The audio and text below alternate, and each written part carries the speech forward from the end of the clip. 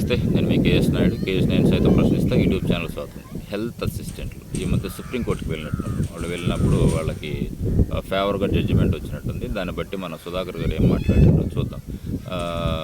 ఇటీవల వైద్య శాఖలో తొలగించినటువంటి హెల్త్ అసిస్టెంట్లను తిరిగి విధుల్లోకి తీసుకునే విధంగా సుప్రీంకోర్టు తీర్పు ఇవ్వడంతో ఎవరైతే హెల్త్ అసిస్టెంట్ నుంచి తొలగించబడ్డారో వాళ్ళకు ఒక భారీ ఊరటనే అనుకోవాలి.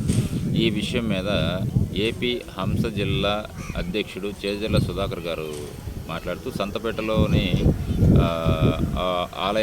వాళ్ళ కార్యాలయంలో సంఘ కార్యవర్గ సభ్యుల అత్యవసర సమావేశాన్ని బుధవారం నిర్వహించినారు. ఈ సందర్భంగా మాట్లాడుతూ జిల్లా నుంచి 54 మందిని రాష్ట్ర వ్యాప్తంగా 1200 మందికి పైగా హెల్త్ అసిస్టెంట్లను తొలగించడం జరిగింది. సో దాంతో వాళ్ళు తెలంగాణ కోర్టు తీర్పుతో ఇటీవల తొలగించబడ్డారు. అయితే అత్యున్నత న్యాయస్థానం ఆ తీర్పు ప్రకారం 20 రోజుల్లో తొలగించినటువంటి ప్రతి ఒక్క వ్యక్తిని విధుల్లోకి తీసుకోవాలి అని చెప్పేసి డిఎంహెచ్ఓ సత్వరమే నియామక ఉత్తర్వులు ఇవ్వాలని చెప్పేసి డిమాండ్ చేశారు. జిల్లా సంఘ సెక్రటరీ కమల్ కిరణ్ పాల్గొన్నారు. సో ఎవరైతే మొన్న గతంలో ఉన్నటువంటి జియో ప్రకారం ఈ హెల్త్ అసిస్టెంట్లను తొలగించారో వాళ్ళు కోర్టును ఆశ్రయించడం, అక్కడ వాళ్ళకి న్యాయం జరగలేదు అనుకున్నారేమో సుప్రీంకోర్టుకి వెళ్ళడం జరిగింది. సో సుప్రీంకోర్టు ఏం చేసిందంటే ఇమీడియట్గా ఎవరినైతే అంతకుముందు వర్క్ చేస్తున్నారో వాళ్ళని మళ్ళీ యథాతథంగా వాళ్ళ పోస్టింగ్లు వాళ్ళకి ఇవ్వాలి అని చెప్పేసి డిఎంహెచ్ఓ ప్రభుత్వానికి